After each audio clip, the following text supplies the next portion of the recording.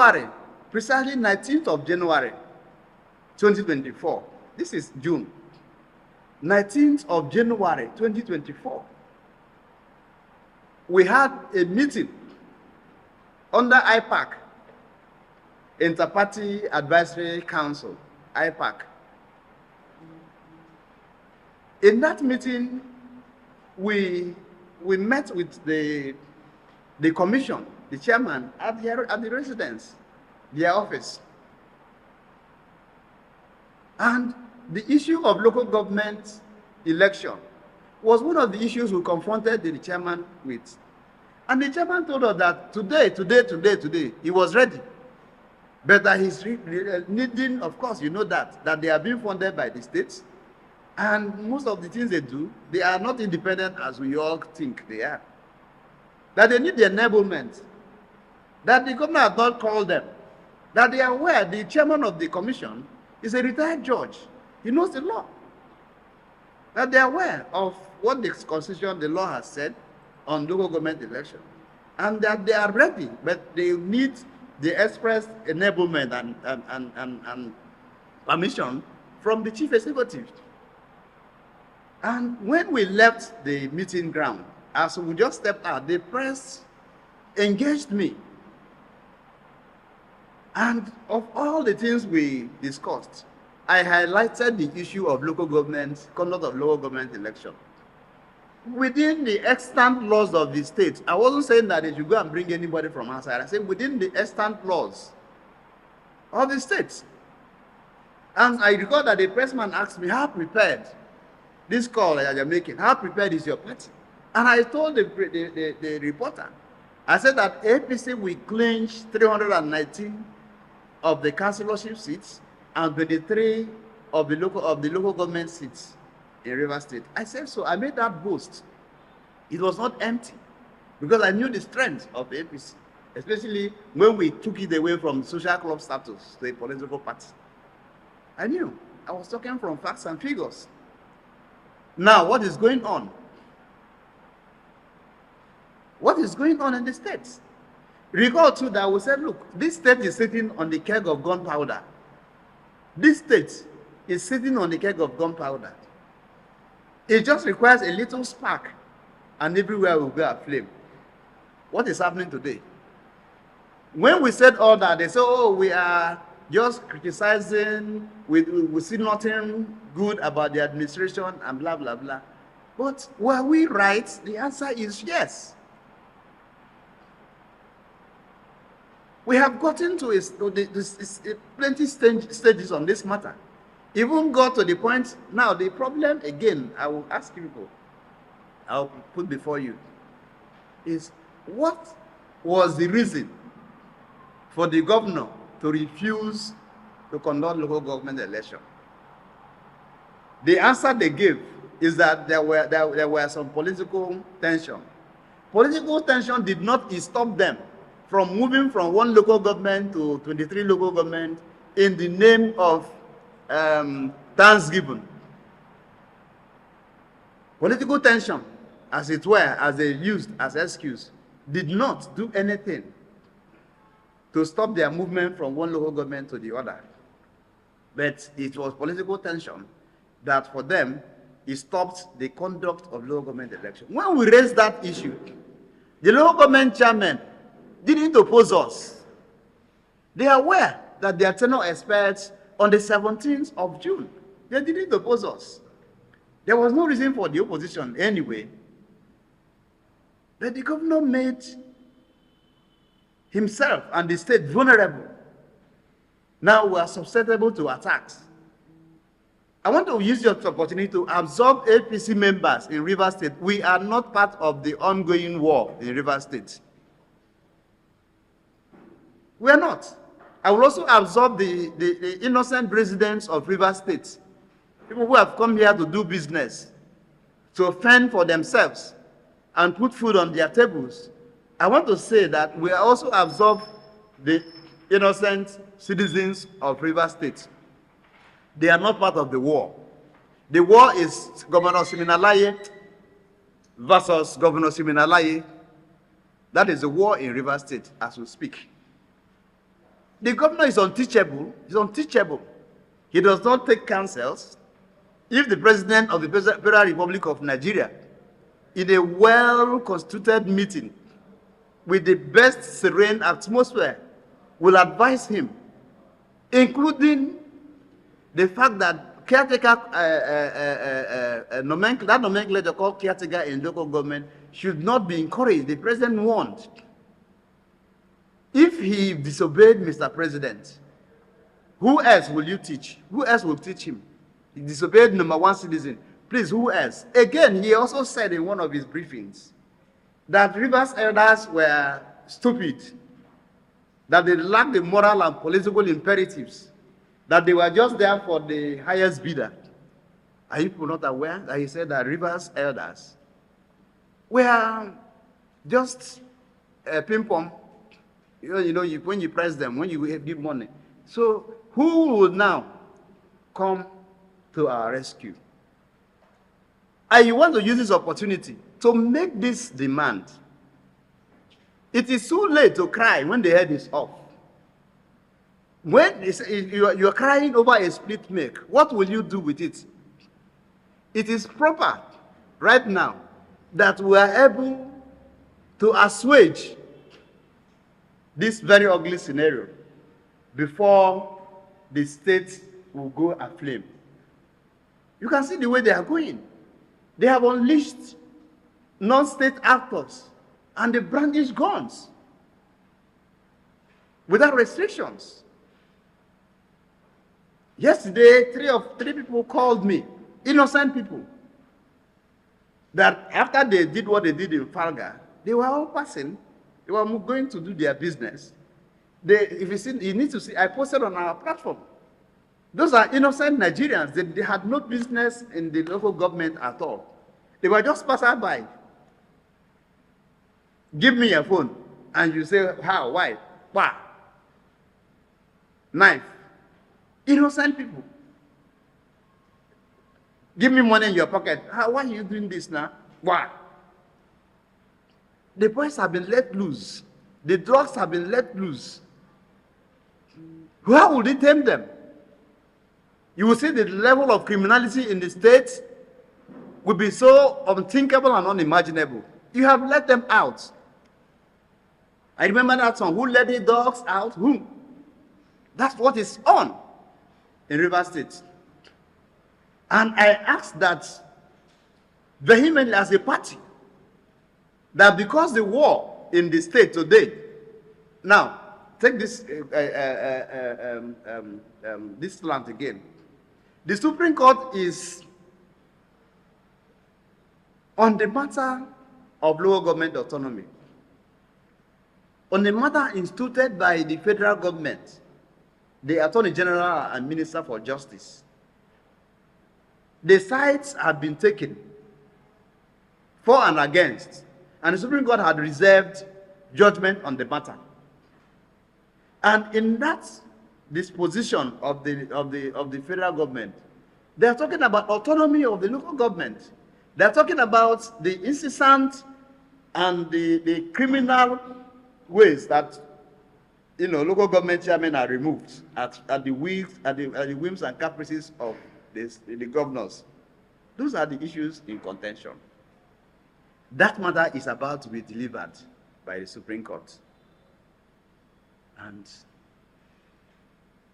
can I now say that the governor is undercutting, is challenging the Supreme Court? Tomorrow, being 20th, you are all aware that a judgment is being expected from the Court of Appeal. And before the Court of Appeal adjourned the 20th, they have stayed all proceedings. The Court of Appeal has also said status quo should remain. And that anybody who attempts to do anything to affect the rest is the subject matter. That nobody should do anything to affect the subject matter. Are they keeping to it? They're in court. It's interlocutory. It's not an ex-party where one party is not in court. They were in court. Their lawyers were in court. They are aware of what the Court of Appeal have said. It means, of course, that they are lawless. They have taken the laws into their hands. As we speak, I'm sure you know that today, 8 a.m., I'm told, the caretaker members were invited for screening, and as we speak, they have all been sworn in. Now, all of them will head to take over the councils. How about the mayhem that we're experiencing? Police is helpless in the case. Even the governor himself is helpless. After he addressed the state yesterday morning, I'm told, and said head of local government should take over the councils until further directives. When he was told, because of course you know that what happened yesterday couldn't have been spontaneous. It couldn't have been. If it was spontaneous, it would have happened in patches. But in the 23 local government areas, they were already arranged. I posted to you a picture of the chief of staff leading the onslaught, chief of staff to the governor. I posted the picture. I will still send to you. I'm not the maker of the picture and the video, but he is the one leading thugs, armed non-state actors to various local governments and causing mayhem. Police have said to them, police have said, look, we are also handicapped. I posted to you the statement by the command, which they acknowledged that in Omuma, a police officer was shot dead, and a vigilante was also shot dead. Was it necessary? Was this necessary? And as a boy, whether in Ahoda East or something, I recall that I interfaced with that young man. He was SCG president of Lechamade here. That boy died yesterday. Although, again, they showed picture of him asking for armory and picture of him carrying a Sawana flag and saying that Sawana is not a love song. He is gone. These are the ones that are reported. How about the unreported ones? How about what will happen today when the council chairman, so to speak, as far as we are concerned, illegal council chairman, because again, who screened them? 3 assembly members. When the Supreme Court had made a decision on that matter somewhere, some time ago, when it concerns a governor, in Plateau State, Supreme Court said, what one thought is, it's not about the people who are sitting. It's about the majority of members of the assembly. What we have in this state today is a situation where we have 3 assembly members. One is speaker. The other one is deputy speaker. Maybe the other one is majority leader, because there must be a majority leader to sponsor bills of government. That's what we have. Isn't that illegality? You can see that the man is thriving in illegality. I have talked to a friend of mine who said, I said, no, don't embellish it. It is about the man saying, look, he that is done needs fear no fall. But what has happened? Who led him to this quagmire? Himself. Against himself. If you listen to councils, when you say conduct election, what is wrong? What is the difficulty in conducting election? Crying out loud. Please, have you seen any state that conducted election and the opposition party clenched up? It's not true. They will still find a way to maneuver to win. Conduct the election. Let us know that that part of the law has been respected. But he wants his own 7 persons to man each local government areas. That's what he has gone ahead to do. It's an affront on the judiciary. And I'm sure the Court of Appeal judges are listening. It's an affront to the Supreme Court. Because the matter is before them. Maybe the reason they are doing it is, oh, the law will not take retroactive or retrogressive action or effect. But they are doing it barefaced, not minding the consequences. Look at the consequences today in Rivers State. I'm told that even the Federal High Court and the High Court in the state cannot sit because of palpable fear. Young men are brandishing all manner of guns. It is their right now. They have liberty to do so. So if you are one of them, I don't even know how you manage to come to this place, particularly my friend Alway that lives around them there. I don't know how you manage. So we are in trouble in the state. We are in the state of war. And because the governor is unteachable, and because the governor does not listen to counsel, even the counsel of Mr. President, APC River State that I represent today is asking, demanding for a state of emergency in River State. It is the way out so that you and I will live in peace. And I have said so because it would be too late to cry when the head is off.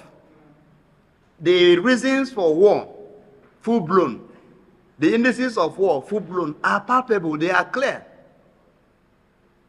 So the federal government should do what they should do to ensure that this anarchical situation in River State does not degenerate to a situation where we will be seeing fire everywhere. Noting again that the importance of the state in terms of our economy. If River State is aflame, our economy as a country will dwindle. And so they must make hay while the sun shines. This is our position, and we have couched our position on facts and figures. We have also, maybe I should also let you know, that the local government law, I'll give you the citation, had outlawed the use of caretaker and heads of local government in the local government setting in the states. I'll give you the law. I'll give it to you so that you. I mean, of course, you're aware that all local governments are under, so to speak, the supervision or oversight of the legislative arm of government. They make laws for the governance of the local government. So all the laws I will give to you so that you also read that the laws that outlawed the use of caretaker or head of local government or whatever nomenclature else other than democratically elected council is still in force. It has not been vacated, but the governor is barefaced doing what he's doing. I can assure you that who knows what will happen tomorrow? Tomorrow is 20th, the big day. What if the Supreme Court, in their wisdom, says, oh, what happened here and there? I don't want to, because their subject is sub judice, I won't discuss the details. But I'm saying, what if the Supreme Court, the Court of Appeal, says this, and that which they said is completely at variance with what is going on in the state now? What will happen? So we're going to have two chairmen, the elected caretaker. Who created the lacuna? When they say assembly extended the stay of local government chairman by 6 months, I laugh. Because I followed up. It's not true. No. The law was not particular on the local government chairman, that the local government chairman now. No. The law was clear. They domesticated a law in an item in the Constitution that says, should there be difficulty or war that will or may, rather, stop Mr. President from conducting election, that the National Assembly will meet and pass a resolution and then extend Mr. President's stay for 6 months. Assembly of the State domesticated it to say, should there be anything that is difficult, that is making it impossible for an election to be conducted, the chairman therein will be given 6 months in the first instance. That's the law. So they didn't make a law, Chidi Lloyd, I'm sorry to call names, and whoever should remain for 6 months. The law didn't say so. That's not what they said. And that law anticipated maybe what the governor had done. So, I mean, if you are in the right senses, should you not have avoided that pitfall? If somebody set a trap for you, for instance, and you have seen that there is a trap, you deliberately go there and step on the thorns and you think yourself responsible and reasonable. So the local government, the River State House of Assembly did not extend the stay of local government chairman by 6 months. They made a law, and laws are not particularized. It is fortunate or unfortunate that the local government chairmen are the ones to benefit from it, because the governor played into their hands. If you have conducted election, look, I don't know whether you heard that the local government chairman, any one of them at all, was not aware that on the 17th of June he was going to vacate office. They all knew they were leaving office. But they are now saying this is the law that is made. And that law is not at contrast, at variance with the whims and caprices of the governor. Police have said they are tired though. They can't continue to lose people. The governor himself, after the security meeting he convened, when he heard about the takeover of councils, after the meeting he convened, came out and addressed the press. Said no, that what he said was that the head of the local government should take over. That he's not aware of the